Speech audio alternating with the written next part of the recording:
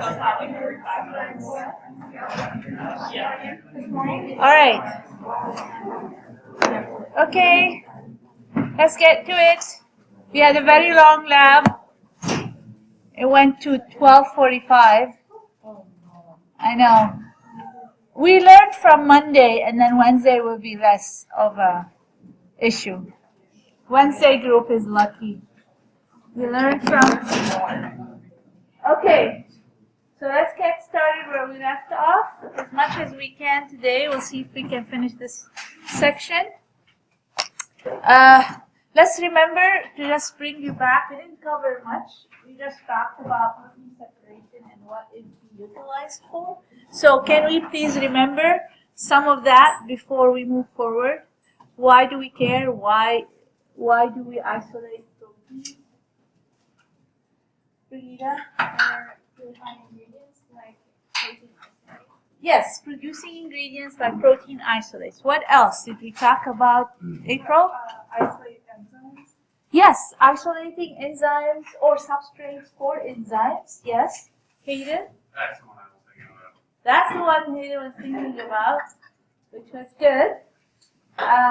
Also, if we want to characterize a new protein, so we isolate it from the source, we talked about hemp protein, there's pennycress protein, camelina protein, all the new crops now that everybody wants protein in their diet. So we're searching for new proteins, but we have to characterize them.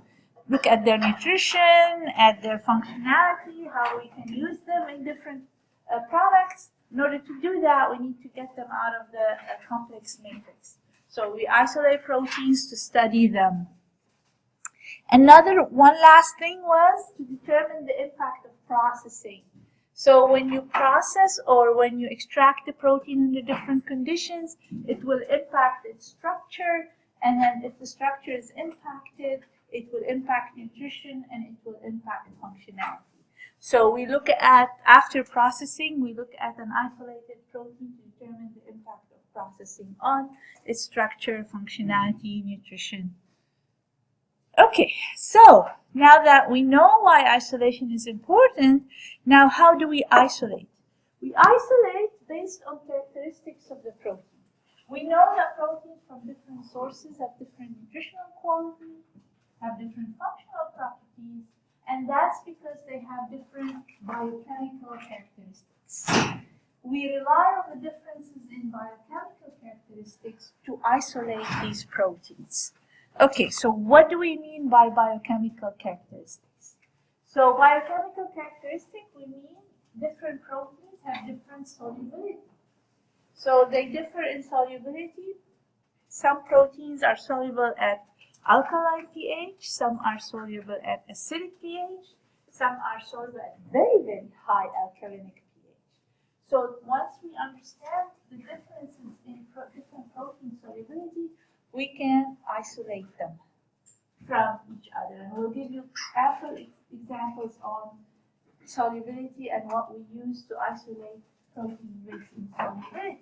Solubility in different pH, in different ionic strengths, at different temperatures. Speaking of temperature, some proteins are stable at really high temperature, like casein proteins, whereas whey proteins with longer proteins, they're not stable at high temperature. So if we take milk, for example, I want to separate whey protein from casein protein, I can heat the milk to over 70 degrees, but less than 140. The whey protein will aggregate in precipitate, where the casein will remain in dispersed in solution. So therefore, I can separate my whey protein from casein protein. Size, different protein, size and charge. Different proteins are different in molecular weight. So I can separate them based on their molecular weight, and I'll give you examples of that. Some proteins are different in charge. Some are positively charged, some are negatively charged at a particular pH. And also at a particular pH, some might carry higher net charge than another protein. So based on their charge, and not just plus or minus, but the charge intensity. What's happening?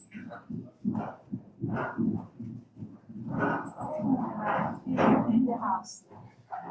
Okay.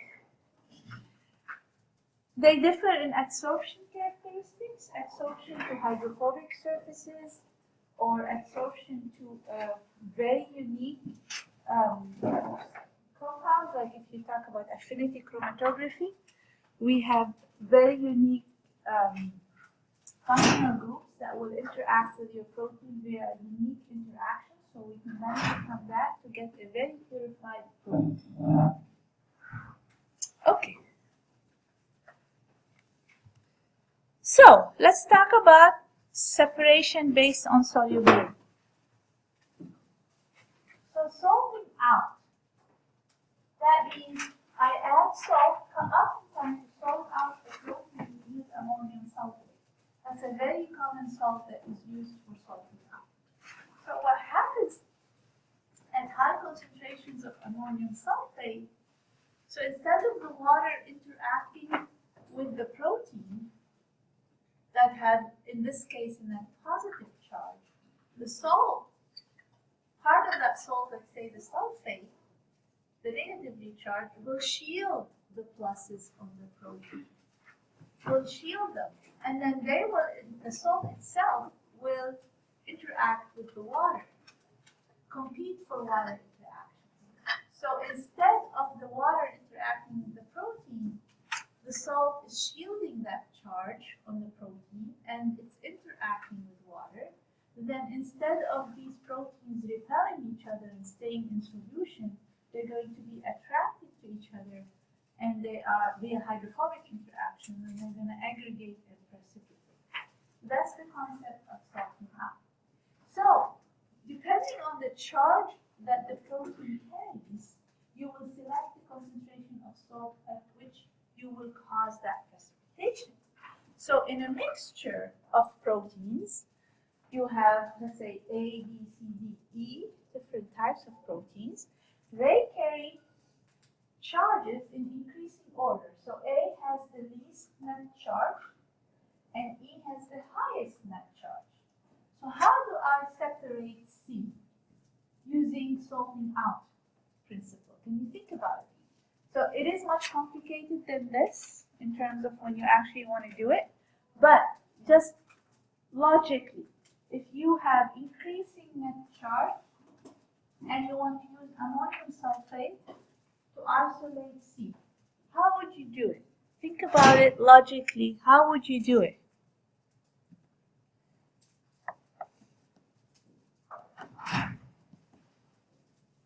Any logical thoughts here? It's not very hard. It's very simple. Zach, do you have anything to say? No?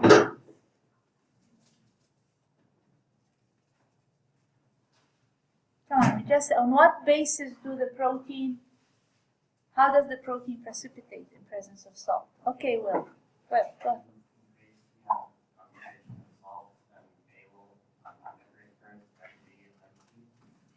Yes.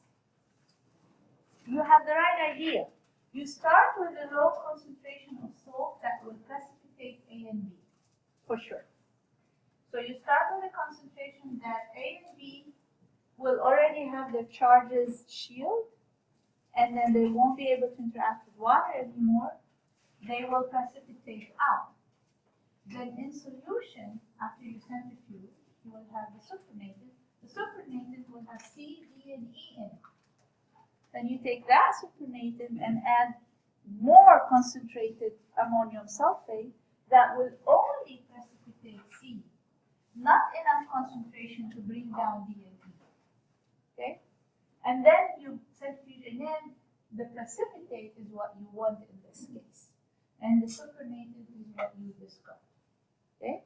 Now, this is very simplified, obviously. In the lab, in order to do that, you really need to know exactly the composition of your proteins, the net charges on the protein, and the exact concentration of salt that you need. And this doesn't come intuitively, this comes with experimentation. You might find a published work on this, or you might be the one developing that isolation. But in most cases, you find published work. Okay. Other solubilization is based on pH. Different proteins have different isoelectric points, or the pH at which the net charge of the protein is 0. That it does have charges, but the pluses and the minuses are equal. So the entire protein has a net charge of 0. And the pI is actually determined by taking the pKa1 for the acid group, carboxyl group, plus the pKa2 for the base group, which is the amine group, divided by 2, you get the pI. That's kind of how it works, but it's very complex for the entire protein. It's very easy for singular amino acid to calculate, but it's more complex for a protein. And usually it is determined by experimentation. They will solubilize the protein at different pH and see at which pH the protein has the lowest solubility, and they say, boom, this is your isoelectric point. Okay, so this example here is casein. So casein has an isoelectric point of pH 4.6. And that is why in the production of yogurt, you basically incubate with your starting the starter. Who knows what the starter is?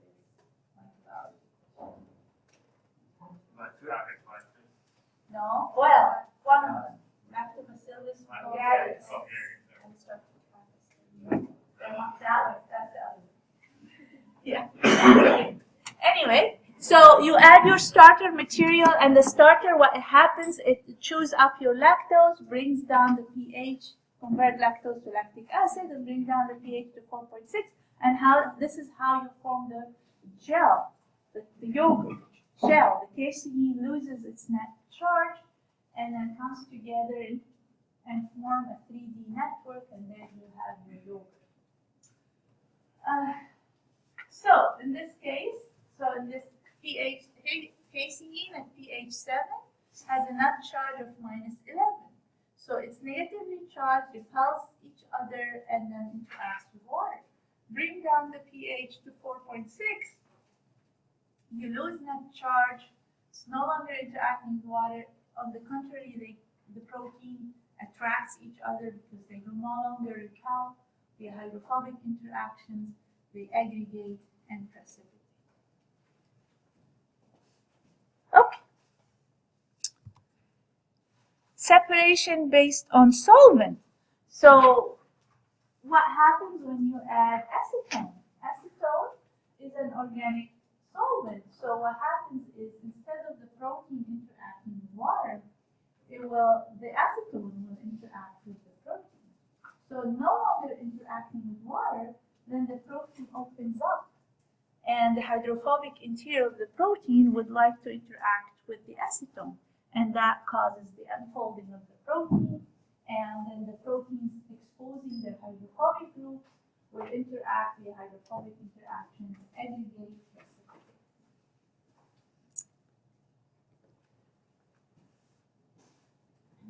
Based on denaturation, based on thermal denaturation, whether it's heat or pH, once the protein is denatured, it opens up, exposing hydrophobic groups and also free sulfidal groups, so that the protein is unfolded, denatured, is interacting via hydrophobic interaction and potentially disulfide linkages, aggregate, and precipitate. So you need to have the right pH and right temperature to cause that unfolding of the protein. And that's the example of casein versus whey. All right, so how do you use differential solubility in an actual application in industry? So this is an actual application for production of a protein isolate, a soy protein isolate, versus a soy protein concentrate. So we start off with defatted soy flake. The concentration of the protein is about 50%, 50 to 55%. So we want to concentrate it more. If I want to produce a concentrate, which is about 65% protein, it's very simple. So what you would do is you wash the defatted soy flour mostly with an aqueous alcohol, or water, but a little bit heated. This will solubilize the small sugars and the small saccharides, di, tri, oligosaccharides will be solubilized. You centrifuge, you collect the precipitate. The precipitate will have your protein and whatever fiber is left. There is no starch in soy. Soy is an oil seed, no starch. You have fiber and protein mostly. So you end up with a product that has 65% protein and the rest is potentially fiber. So this ingredient is mostly used for extrusion because the presence of fiber and protein together form a nice network once it's extruded. So you get texturized soy protein product. Good, that's one way. The other way is relying on pH solubilization. So here you take the defatted flour, you solubilize at pH 7.5 or 8. At this pH, the protein is soluble, but your fiber is not. So it's insoluble fiber. So what you get here is the insoluble fiber will precipitate when you centrifuge. You take the supernatant. The supernatant now has your protein, soluble fiber, soluble obviously sugars, triglycerides, oligosaccharides, solubles. You don't want that. You really want to get to high percentage of protein. So you do a precipitation with a pH. That means you reduce the pH to the isoelectric point of salt. So now you have the protein will precipitate, then the solubles will remain in solution. Your sugars, your soluble fibers, minerals, whatever, will remain in solution. So when you precipitate, you take that precipitate, which is mostly protein.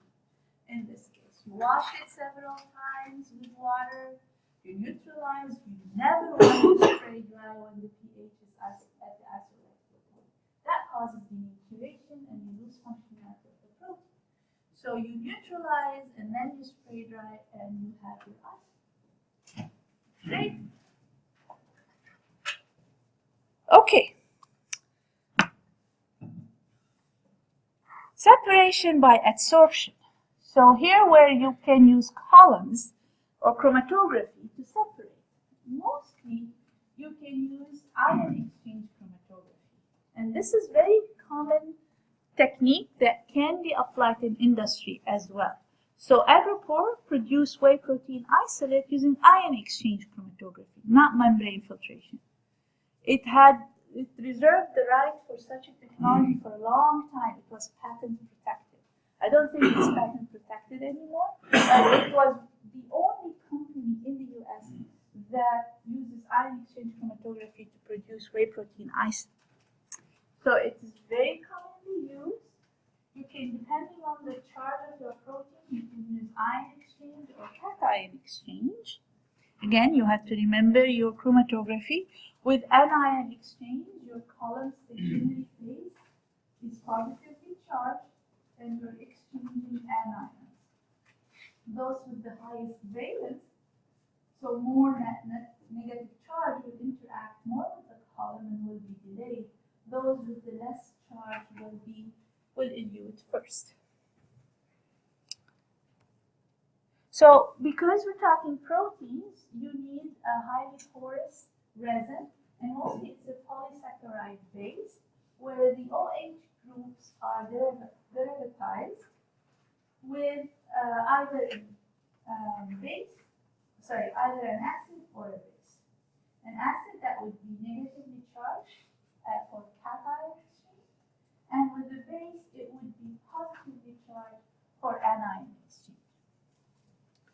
pH is very important, especially the pI of the protein. You really need to know the pI of the protein so that you know at set pH if the protein is going to be negatively charged or positively charged. What would be the charge of a protein above the isoelectric point?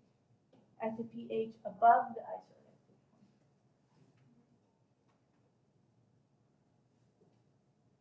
point? No. Come on. Think about it. What happens when you titrate with a base and the pH go up? What happens to your amine groups on the protein? They will give up They will give up their protons, so the protein will be negatively charged. And the opposite, if you decrease the pH below the pI, now you're titrating with an acid, then the protein is picking up protons. Then it becomes positively charged. Right? So this is very important for you guys to know, because you need to know what would be the pH of the buffer at which your protein would be negatively charged or positively charged if you're working with an anion or a cation exchange. Okay. Another important one for protein separation is the hydrophobic interaction chromatography. It's very common that we use it quite a bit, and it's based, as we talked about in chromatography, it's based on hydrophobic interaction with legend on the column that is hydrophobic. So the most hydrophobic protein will interact the most and be delayed, and the least hydrophobic protein will interact less. The way it works is you start by high salt concentration, so you're running solution, or the mobile phase is a highly concentrated solution of salt, so that the protein precipitate on the column via hydrophobic interactions. Kind of you're salting it up. And then if you want it to come out, you replace the high salt solution with a low salt solution. Then the proteins start to lose the interaction via hydrophobic interactions and move down the column and get separated. So this is an example of starting with a high salt solution.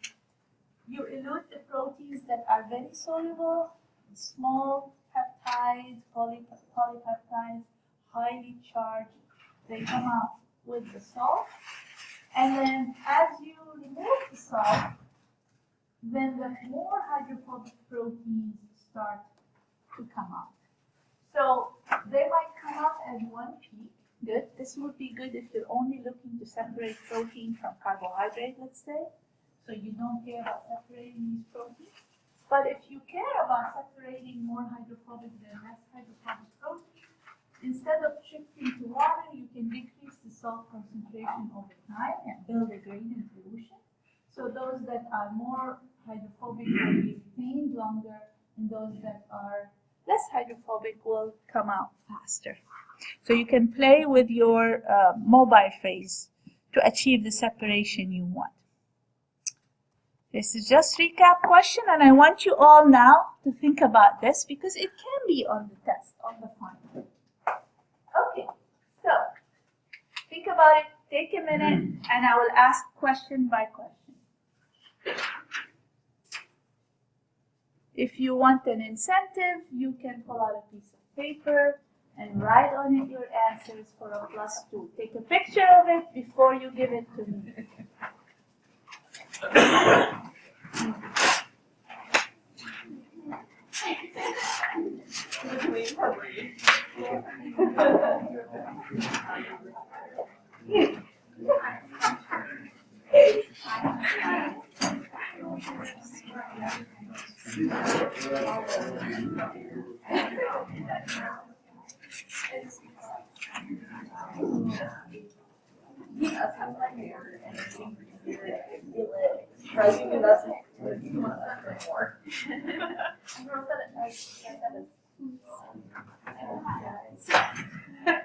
You ever done pool?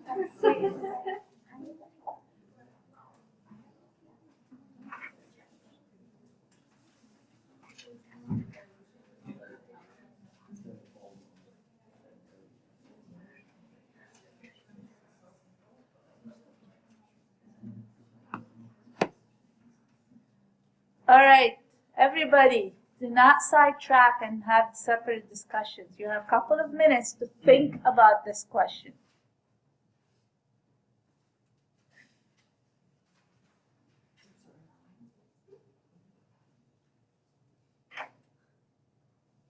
I'm going to pull a chair and sit next to Maddie, Sammy, and Alex. They seem to always have fun. That was a question about this. It's because when we read it at first, we said like please, like PLS, PIs, but it's PIs. Okay. Yeah, we got us too. Yep, same. But please do focus on this question.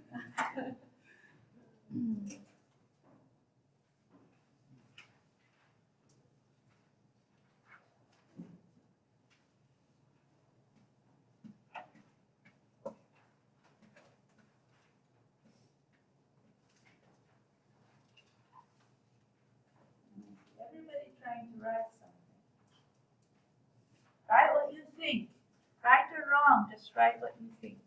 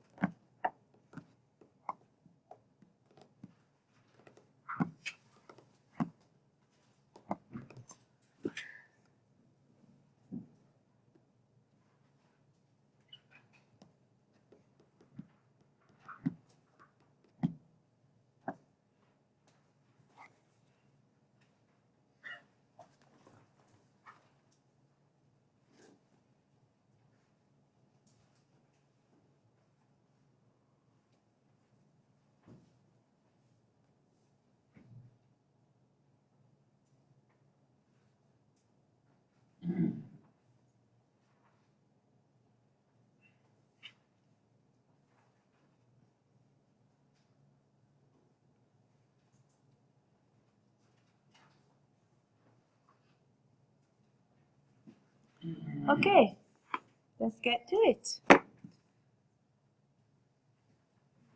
So the isolation point of the protein of interest is 4.5. Those that you don't care about have a PI of 6.0 to 6.5. So we don't want these. We want the protein that has a PI of 4.5. We're using ion exchange. What would you use? An anion or cation? And what pH would you use for your buffer? So I need somebody new face to do that would be courageous. Tell me. Nobody's gonna judge your answer.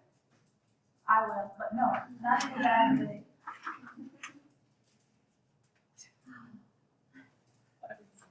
I mean, I would provide positive criticism. Yeah, come on. Holly? Okay, I saw the anion exchange. I know I saw the buffer maybe about pH 5 or so. Yes. Because at that pH, the proteins you want to separate will be negatively charged. Yes. And the proteins that you aren't interested in will be positively charged. Yes. So then you can separate with the positively charged stationary phase, and then the proteins you don't want will elute. Yes. Very good. So you answered the entire first part. So great. Did you all get that? Yeah.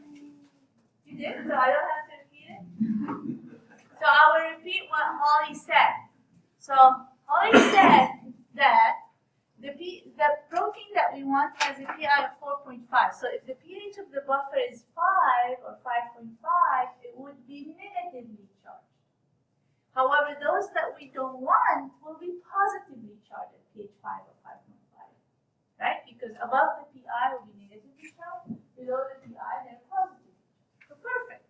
So we don't want the positive charge, we want the negatively charged, so we can use anion exchange. So the anion exchange chromatography has function groups that are positively charged. So those that we don't want are now going to interact with the column, they're going to leave. And the one that we want is going to interact with the column, which is the first step of separation, interaction with the column. So they're going to interact with the column, and the others won't. So now we have our desired protein interacting with the column. How do I elute this protein? So the positive charges are leaving with the wash. The negative charge is sitting there. I want it to come out. So how do I change the buffer to help it come out? What do I do to the buffer? Increase the pH. I can increase the pH. If I increase the pH, I'm putting more OH minuses in there. The OH than my negatively charged protein. And some people would say you can decrease the pH. You can. If you decrease the pH, your protein will be positively charged and it will no longer interact with the carbon. But the caution with protein, if you decrease the pH, you can hit the isoelectric point and it precipitates. You don't want that. So it's safer to increase the pH. You're adding OH minuses to compete and displace your protein, and or you can increase the salt concentration of your buffer. Then the salt will compete for interaction with the column and your protein will. Okay, so this is bringing you back to chromatography, and this stresses that chromatography is remaining with us throughout the semester. That's why you have to always study chromatography and keep it in your mind for applications. All right. The last one based on adsorption is affinity chromatography, and it's quite used for enzyme purification.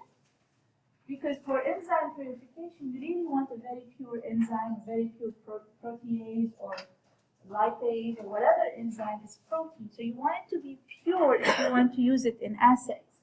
So affinity chromatography is often used to purify enzymes or antibodies. So it's very commonly used, and this information we've covered before, so you can review that on your own.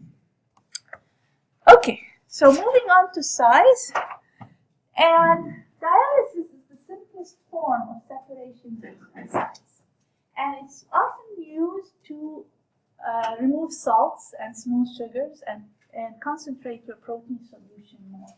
So let's say you use a salting out. That means you use salt to precipitate the protein. So you get that protein, it has a lot of salt. So you don't want that in your isolate. You want to remove the salt. So the main thing that you would do is dialysis. So here's a dialysis beaker. It's a very big one. In here you see, we put Ali or Lucy did that for me. There's water, so I can touch it. And blue dextrin, so there's nothing toxic in there. So blue dextrin solution, just for you to see that there is solution in there. And oftentimes we have our protein solution with a lot of salt, or protein solution with a lot of sugars. And we want to remove those small sugars or small salts and purify our protein solution more. So what the basis of this is, when you put it in water, there is no salt and no sugar in this water. So then those will diffuse from a high concentrated to a low concentrated medium. So diffusion, and then you reach equilibrium. But you still have some salt in there. So what we do is we change the water. Every 4 to 6 hours, we change the water. And then we reach to a new equilibrium. And we change the water until the percentage of salt or sugar is very, very minuscule, very small. You will never get to zero because it's based on equilibrium. Okay, so that is one method that we commonly use. And we also use polyethylene glycol because sometimes water goes in and it will bulge.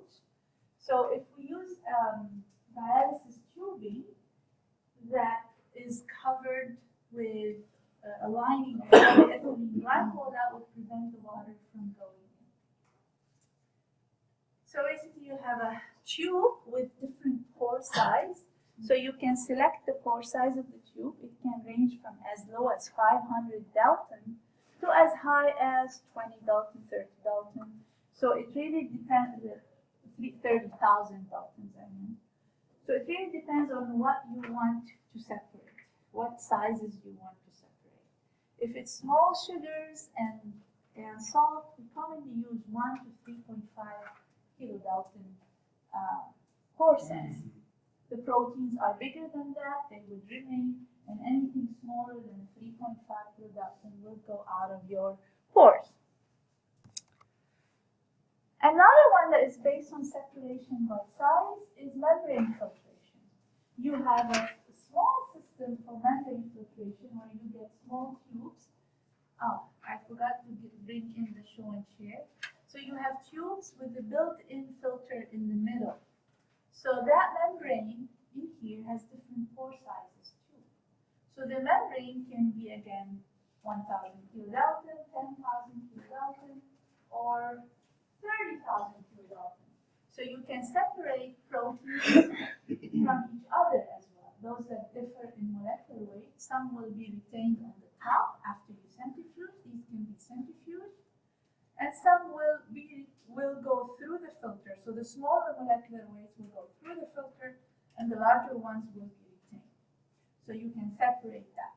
Also, that we have membrane set up in the lab that Rachel loves so much, where she separates her proteins and isolate, where you pump in your solution that has the protein, pump it into filters, also different molecular weights. You can have microfiltration, ultrafiltration, nanofiltration, or reverse osmosis. So highest pore size, low pore size, lower pore size, very low pore size. So, and based on the sizes of the pores, you can separate different components in your mixture. And here is a illustration, whatever you want to call it, going from reverse osmosis to very small molecular weight, like in salts, so only salts can be separated from water, to nanofiltration, a little bit bigger, between 100 to 1,000, ultrafiltration, mostly used for protein separation, macro or microfiltration, where you remove fat globules, bacteria, yeast, and mold, and traditional filtration, which is bigger pore sizes. So if we look at the milk system, for example, and what you can separate based on the types of the membranes. So if you run the milk through a microfiltration membrane, fat and bacteria will be retained. Protein, lactose, minerals, water will go through. If we want to retain the protein, I use an ultrafiltration membrane. Proteins will not go through, and then lactose, salt, and water will go through. Now I have a lactose-rich solution. If I want to purify the lactose, I can use nanofiltration, purify the lactose, and then water and minerals will go through. If I want to purify the water, we run it through reverse osmosis, get the mineral out, and get the demineralized water. So there you go. And then here it gives you the size of the pores and then the molecular weight of the components that will be separated. And the pressure that you have to apply in order to push the sample through. Size exclusion chromatography is another way to separate based on size, and it's also commonly used in protein to separate larger proteins from smaller proteins, and also to study the polymerization of the protein upon processing to see if you process what will happen to the protein. Will they form big polymers that will explain low functionality or low digestibility? So the proteins or the polymers of high molecular weight will not go through the pores of the particles. It will be too big, so they will go out first. And the smallest one will go in all of the pores and will be delayed, so the smallest one will come out last. Remember your chromatography of that. And we call it size exclusion chromatography, gel filtration, gel permeation. They all mean the same thing. We ran out of time, sadly, when I got to my favorite part, electrophoresis. Okay, come on Wednesday. I know it's Thanksgiving. Come and enjoy with me electrophoresis. Otherwise, if I don't see you Wednesday, I'll see you on Monday. Okay. If you have a lab notebook that you gave to me, come get it. Okay, before you leave, if you have the fat characterization +5, listen to me, please. Listen to me. If you didn't bring it today, you can bring it on Wednesday. It's +5. The fat characterization on Canvas under week 12. You'll find it. Okay, so if you have it, bring it. And then your +2 from today. That's okay, I gotta get my laptop. That's